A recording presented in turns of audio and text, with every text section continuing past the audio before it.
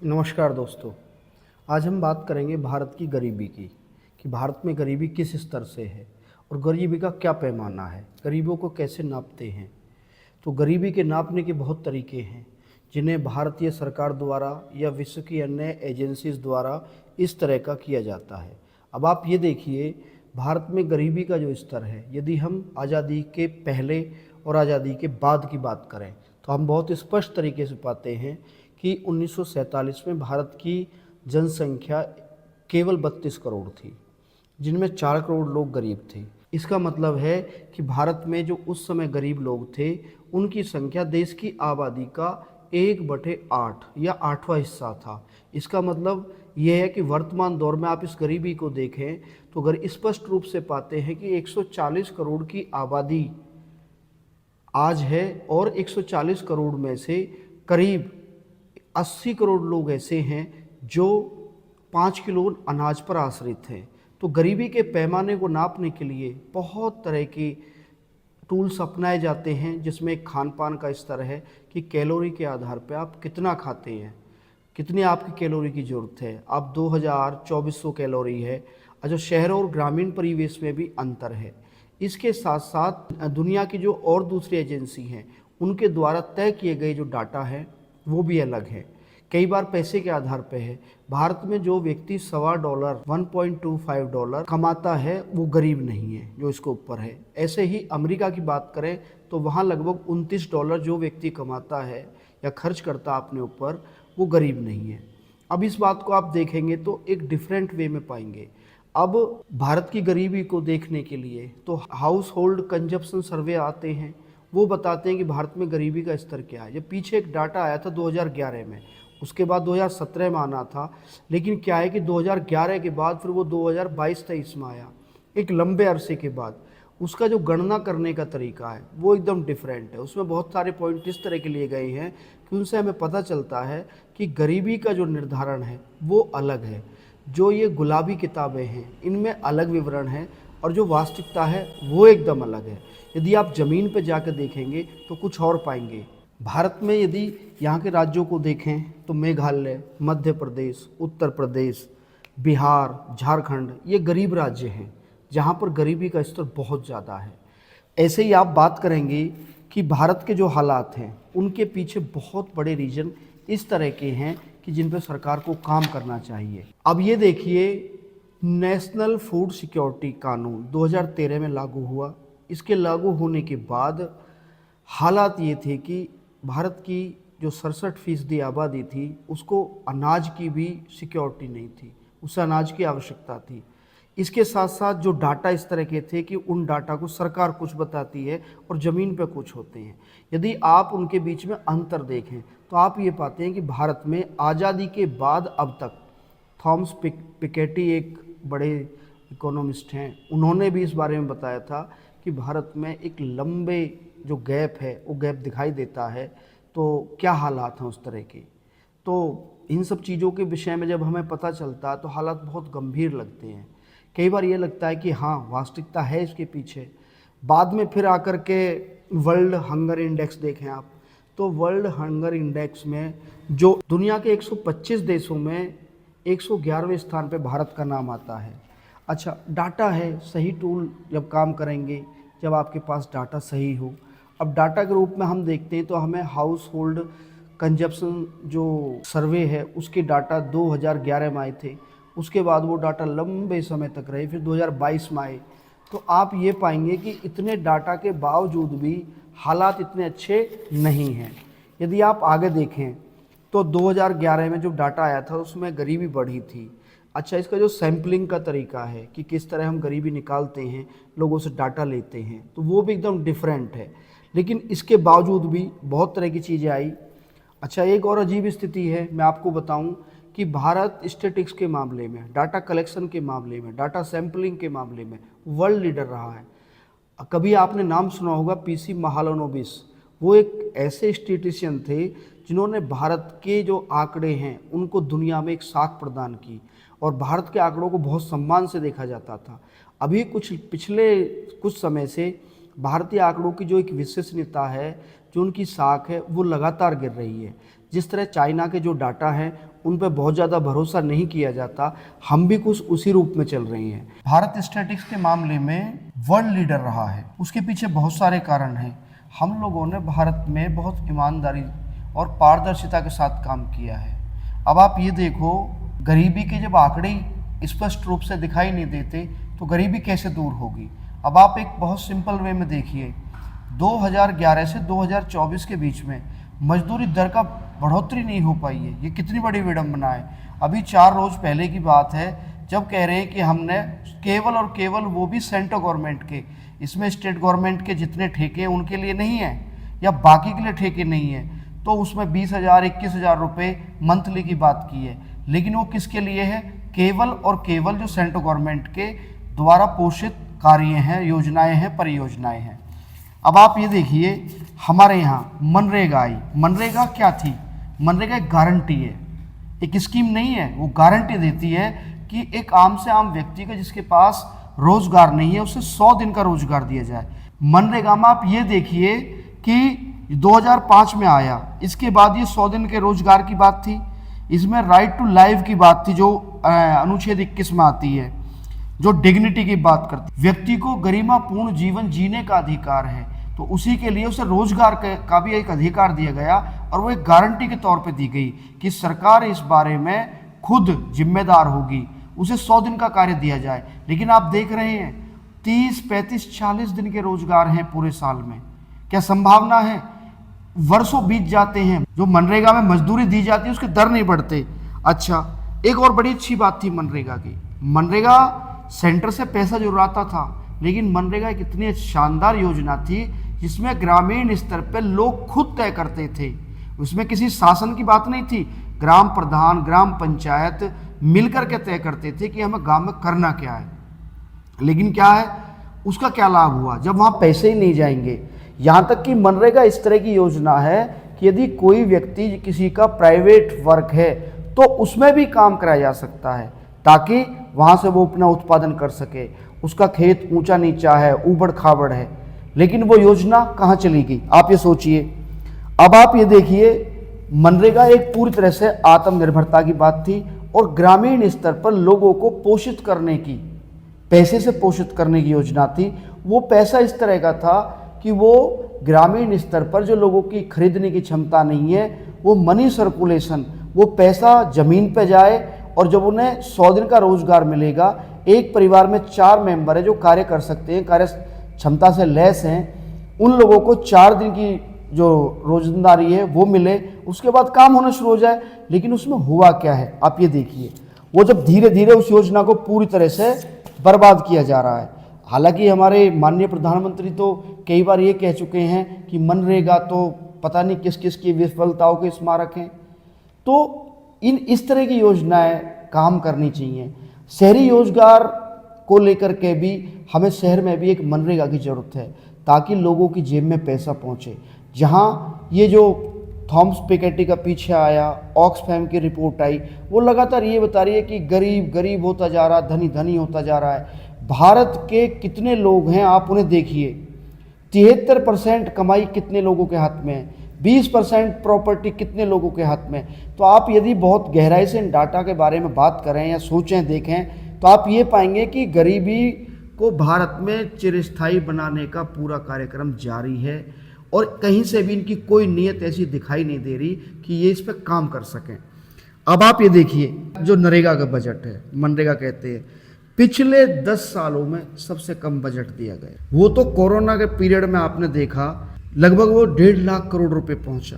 जबकि सोच क्या थी, इस योजना को आप किसी रूप में हटा नहीं पाओगे, कारण आपके पास इस योजना का कोई विकल्प नहीं है। सिर्फ चंद शहरों में थोड़े से उद्योग लग जाएं और बस काम खत्म।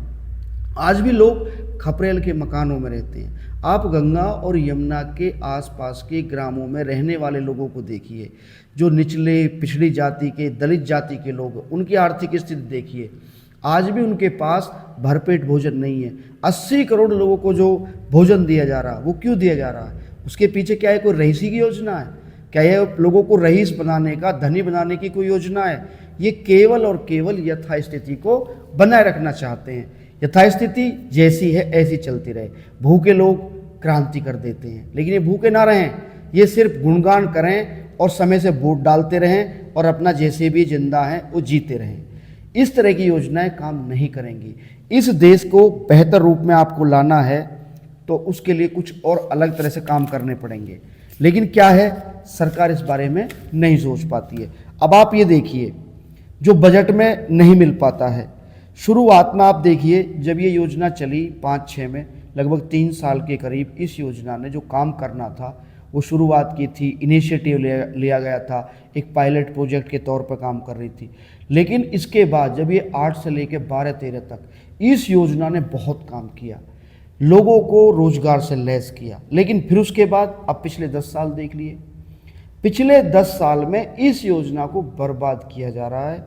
कहीं ऐसा ना कि गरीब लोगों की जेब में कुछ पैसा पहुंच जाए, वो अपने बेसिक नीड को पूर्ति कर पाएँ, लेकिन उसके लिए कोई इनके पास लॉन्ग टर्म विजन नहीं है।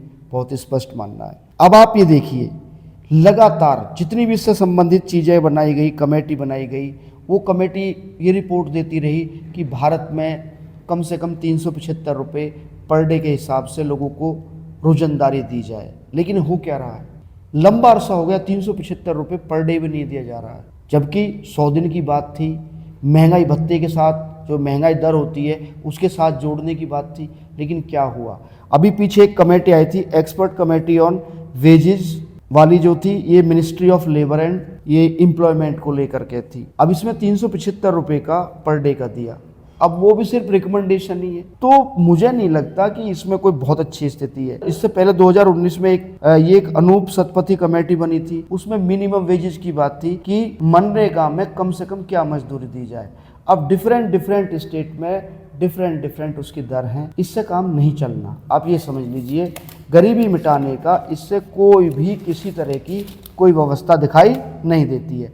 अब आप ये देखो, पीछे जो रिपोर्ट आई थी, जो मैं अभी बात कर रहा था इसको, इस रिपोर्ट में ये भी थी कि भारत में 38% ऐसे परिवार हैं जिनकी पूरे दिन की कमाई 375 रुपये है या उससे नीचे है।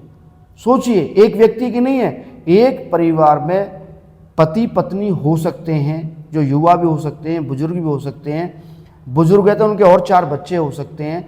यदि परिवार में एवरेज 2 से 4 के बीच में मानो तो एक भारत में 38% ऐसे परिवार हैं जिनकी कमाई 375 रुपये। आप सोचिए, ठीक है। तो मेरी समझ से ऐसा कुछ नहीं आता कि इनके पास कोई गरीबी निवारण के लिए, गरीबी मिटाने के लिए कोई लॉन्ग टर्म विजन हो, जिस विजन पे काम कर पाए। हेल्थ के लिए कोई बहुत अच्छा इंफ्रास्ट्रक्चर नहीं है। एजुकेशन देख लो, आप यदि गरीब व्यक्ति को एजुकेशन दोगे, शिक्षा दोगे, तो वो बेहतर रूप में चला जाएगा। भाई, इस देश में, इस दुनिया में गरीबी मिटाने के लिए शिक्षा सबसे बड़ा अस्त्र है। लेकिन हो क्या रहा है, आप शिक्षा को उस रूप में नहीं दे पा रहे हैं जिस रूप में वो डेवलप हो करके और बेहतर रूप में आ सके। लेकिन आप तो करना ही नहीं है। और इसका एक मनोवैज्ञानिक पक्ष भी है भारत में, जिसको स्वीकरण कहते हैं। भारत में लोग बहुत जल्दी मान लेते हैं ये हमारी नियति में लिखा है। नियति मतलब भाग्य में लिखा है। उन लोगों की जो मानसिकता है, व्यवस्था है, मजबूरी है। लेकिन क्या करें, जो धरती के भगवान हैं उनके पास कोई इसका समाधान नहीं है। 5 किलो अनाज, 500 रुपये महीने, किसान हो, गरीब हो, बस ये गरीबी निवारण के इनके पास हैं। और हौसले और टारगेट 2047 में विकसित होगा। क्या मतलब इतने मजे की बात कर रहे हो? आप उम्मीद कर सकते हो कि इस तरह की कहानी होंगी। बेरोजगारी आपके यहाँ टॉप पे है, आप आंकड़ों को ढकते रहते हो, झूठ लगातार चलते रहते हैं। तो मेरा यहाँ बहुत स्पष्ट मानना है कि हमें प्राइमरी एजुकेशन पर काम करना होगा, हेल्थ इंफ्रास्ट्रक्चर उस पर काम करना होगा, गरीब लोगों को बेहतर रूप में हमें स्थापित करना है, उनकी स्ट्रेंथ बढ़ानी है। उनकी गरीबी के निवारण के लिए हमें विशेष प्रावधान करने होंगे, विशेष पराक्रम करना होगा, तब जा करके वो स्थिति हो सकती है। हालत और बहुत खराब है। मनरेगा की बात नहीं है, मनरेगा एक रोजगार देने वाली योजना है। उससे केवल इतना है कि तुम जिंदा रहोगे, भूखे मरने की स्थिति नहीं है। भारत में गरीब और गरीब होता जा रहा है, धनी और धनी होता जा रहा है। सरकारों के पास किसी तरह का भी कुछ ऐसा नहीं है। अब इसमें आगे देखिए, ये पीछे एक रिपोर्ट आई थी, हाउस होल्ड कंजप्शन एक्सपेंडिचर 2023-24 का आई है। तो उसमें ये था कि जो ग्रामीण स्तर पे लोग हैं वो 2054 रुपये एक माह में कमाता हो, शहर में 3544 रुपये व्यक्ति पूरे महीने कमाता हो, तो ये लोग गरीबी की रेखा से ऊपर चले जाते हैं। आप सोचिए, मतलब ये हालात हैं हमारे, ये हमारे टारगेट हैं कि यदि गांव में कोई व्यक्ति 2000 रुपये कमाता हो और शहर में 3500 रुपये कमाता हो तो वो गरीबी से बाहर आ गया। क्या ये कुछ है आज की इस महंगाई में? आप देख रहे हैं बाजार के क्या हालात हैं। महंगाई इतनी भयंकर हो चुकी है कि इस पैसे में क्या वो खरीद सकता है? क्या वो अपने बच्चों को दूध पिला सकता है? क्या अपने बच्चों के लिए पोषक तत्व दे सकता है? क्या वो फल खिला सकता है संभावना? नहीं है। क्या पहना सकता है? नहीं है। तो मेरा यहाँ बहुत स्पष्ट तरह से मानना है, भारत में यदि कुपोषित बच्चों की बात करें, भारत का जो भविष्य है जिसकी हम बात कर रहे हैं, हम उसे कुपोषित बनाए हुए हैं। मिड डे मील चलता है, उस मिड डे मील के देखो कितने घोटाले हैं। कई बार पीछे एक पत्रकार ने कुछ उस पर बोल दिया था कि चावल में केवल नमक डाल के दे रहे, तो उसके खिलाफ ही शुरू हो गई।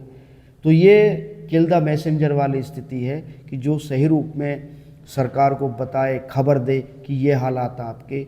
तो इस देश में युवा है, उसके पास रोजगार नहीं है, एजुकेशन नहीं है, बच्चा है उसके पास पोषण नहीं है, बुजुर्ग है उसके पास अलग तरह की स्थिति है। अब पीछे बात आती है कई बार कि हमने 50 करोड़ लोगों को आयुष्मान योजना के तहत स्वास्थ्य सेवाओं को दी है। क्या संभव है कि एक देश में 50 करोड़ लोगों को मात्र 13,000 करोड़ रुपए में आप हेल्थ पॉलिसी दे सके? और उस हेल्थ पॉलिसी को लेकर देखेंगे तो दंग रह जाएंगे। मध्यम वर्ग की इन्होंने हालत खराब कर दी है। मध्यम वर्ग से इन्होंने हेल्थ पॉलिसीज जो की हुई हैं उसमें 28,000 करोड़ रुपए जीएसटी लगा के कमाया है। उस 28,000 करोड़ में से 13,000 करोड़ रुपए आयुष्मान योजना में डाल दिए, 15,000 वहाँ भी खा गई। तो इनके पास इस देश को चलाने के लिए, इस देश को बेहतर बनाने के लिए एक ज़मीनी योजना, लॉन्ग टर्म योजना, 10 साल हो गए, 10 साल के बाद भी देश के प्रधानमंत्री, देश की सरकार, देश के कैबिनेट मंत्री, पूरी पार्टी के लोग विपक्ष को कोस कोस के जिंदा हैं। इनके पास ऐसे कोई विजन नहीं दिखते कि जिससे काम चले। रोड इनसे एक बन नहीं रहा। जितने रोड बने टोटल पे रोड पे टोल है। अब आप ये बताओ, इस रोड पर गरीब लोग चलेंगे जिनकी 2,000 रुपये ग्रामीण क्षेत्र में और 3,500 रुपये हो, क्या हालत होंगी? यदि वहां से बस भी जाएगी तो उस बस पे कितना टोल होगा? उसमें भीतर गरीब बैठा है, उस गरीब से ही टिकट से पैसे निकाल के टोल की पूर्ति करनी पड़ेगी। तो गरीब के लिए ना रोड बचे हैं, ना स्वास्थ्य बचा है, ना एजुकेशन बची है, ना पोषण बचा हुआ है, ना रोजगार बचा हुआ है। और हौसले क्या हैं? 2047 में विकसित देश बनेगा। जो ये नारे लगाने वाले हैं कि ये 2047 तक जिंदा रहेंगे, आप कल्पना करो, जो ये 75 साल के, 80 साल के हो रहे हैं, ये जो उस समय 90-95 साल के होंगे, इनके क्या हालात होंगे? आप ये सोचिए। एक अजीब स्थिति है, हौसले लंबे लंबे फेंकने की आदत है। तो भाई इस देश का विकास मुझे इन वर्तमान हालातों में नहीं लगता। काम करना है तो लॉन्ग टर्म विजन पर करना पड़ेगा, सघन इसके लिए काम करने पड़ेंगे, रोड से लेकर इंफ्रास्ट्रक्चर काम करना पड़ेगा। हर डिस्ट्रिक्ट में एक इंडस्ट्री बनानी पड़ेगी। ये नहीं है कि उत्तर प्रदेश में एक चल रहा आजकल 1 डिस्ट्रिक्ट 1 प्रोडक्ट। एक प्रोडक्ट से क्या होना है? क्या एक प्रोडक्ट से लोगों के पेट भर जाएंगे? एक डिस्ट्रिक्ट में 20 लाख की आबादी है, बच्चे से लेकर बुजुर्ग तक। क्या 20 लाख लोगों को एक प्रोडक्ट से आप कुछ कर सकते हो? संभावना है क्या? आपका कितना इंपोर्ट है, कितना एक्सपोर्ट, आप देखो डाटा उठा करके। तो झूठों से यदि पेट भर रहे हो तो भाई भरिए। एक्चुअली स्थिति ये है कि जिस तरह नोएडा, ग्रेटर नोएडा या यमुना अथॉरिटी, या एक तरह से कहें कि गौतम बुद्ध नगर जिला, गाजियाबाद जिला, मेरठ जिला, गुड़गांव जिला, फरीदाबाद जिला, इस तरह के जिलों में इंडस्ट्री डेवलप करनी पड़ेगी। और वहाँ जो इन क्षेत्रों में जनसंख्या की जो सघनता है, जो उसका घनत्व है, जो बढ़ता जा रहा है, ये जो ज़बरदस्ती का माइग्रेशन हो रहा है, इस माइग्रेशन को बंद करना होगा। तब जा कर के भारत एक विकसित देश की श्रेणी में आ सकता है। 750 जिले हैं पूरे भारत में, 750 जिलों में हर जिले में एक इंडस्ट्री डेवलप करनी पड़ेगी। वो किसी भी फील्ड की हो सकती है। तो भारत एक विकास के रूप में दिखाई पड़ सकता है। हमें हर डिस्ट्रिक्ट में प्लान लेके आने पड़ेंगे कि कहाँ पे क्या करना है। सबके बीच में कोऑर्डिनेशन चाहिए। सरकार रोड बना दे, बिजली दे दे, सुरक्षा दे दे, बस। बाकी पूरा का पूरा लोगों के पास कार्य करने की अपॉर्चुनिटी दे, वो अपना खुद करें और बेहतर रूप में प्रोडक्ट तैयार करें। जिस तरह चीन ने हर एक घर को अपने यहाँ इंडस्ट्री बना दिया है। भारत को भी इसी तरह की एक इंडस्ट्री डेवलप करनी पड़ेगी। ग्रामीण स्तर पर इंडस्ट्री डेवलप करनी पड़ेगी, हर स्तर पर इंडस्ट्री डेवलप करनी पड़ेगी। जब हरित क्रांति आई थी लाल बहादुर शास्त्री जी के समय, उन्होंने कहा था कि हम अपने मकानों की छत पर भी गेहूं लगा देंगे, चावल लगा देंगे। और आज क्या स्थिति है? तो हमें भी इंडस्ट्री को उसी रूप में लेके चलना पड़ेगा। जिस तरह चीन पूरी दुनिया का आज कारखाना बना बैठा है, भारत को चीन को रिप्लेस करना है तो भारत में उदारीकरण को और लाना पड़ेगा। ये जो लाइसेंसी राज है, जो अधिकारियों की जो नौकरशाही है, इसको कहीं ना कहीं रोकना पड़ेगा। तब जाकर के भारत, हर व्यक्ति को उसमें हिस्सेदारी होगी, स्किल डेवलपमेंट होगी। युवा बच्चाओं को ये नहीं है कि वो जो सामान्य क्लास है वो ही पढ़ें, हर स्कूल में आईटीआई होनी चाहिए। जब आईटीआई होगी तो वहाँ से बच्चे अच्छे डेवलप होंगे। वहाँ से जो मार्केट को जरूरत है, इंडस्ट्री को जरूरत है, तो मार्केटिंग के लिए, इंडस्ट्री के लिए बेहतर स्किलफुल जो कर्मचारी होंगे वो बेहतर रूप में दिखाई देंगे। तो भारत एक विकास की स्थिति में आ सकता है। अदरवाइज जो हालात आज चल रहे हैं, इन हालातों में कुछ परिवर्तन नहीं होगा। भारत हो सकता है कि बेहतर रूप में दिखाई दे, बशर्ते कि नीतियां बदलें, नीयत बदले। लेकिन वर्तमान दौर में जो चल रहा है, इससे बहुत ज़्यादा उम्मीद नहीं है। मेरी बात समझ में आई हो तो कृपया करके हमारे चैनल को सब्सक्राइब करें, लाइक करें, शेयर करें, और कोई सलाह सुझाव हो तो उसका स्वागत है। इन्हीं शब्दों के साथ मैं अपनी वाणी को विराम देता हूँ। नमस्कार।